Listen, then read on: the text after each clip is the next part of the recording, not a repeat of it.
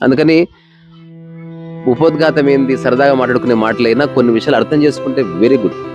ఏం జరిగినా మనసుకు తీసుకోవద్దు. ఉదాహరణకి మీరు ఒక బిజినెస్ చేస్తున్నారు, చాలా బాగా చేస్తున్నారు, కానీ హఠాత్తుగా శరీరంలో ఏదో రోగం వచ్చింది, అది మనసుకు తీసుకున్నారనుకో బిజినెస్ అయిపోతుంది.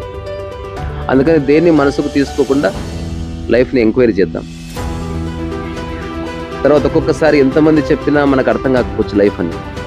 ఇది వయసుకు సంబంధించిన విషయం కాదు, కానీ కొన్నిసార్లు ఒక చిన్న మాట, లేకపోతే ఒక పాట, లేకపోతే వ్యక్తి చూసిన చూపు, లేకపోతే కొన్నిసార్లు భుజం మీద ఎవడో తడితేనో, లేకపోతే ఎవడో తిడితేనో, లేకపోతే అందరి ముందు ఎవడో కొడితేనో ఒక్కొక్కసారి హఠాత్తుగా మేల్కుంటుంది.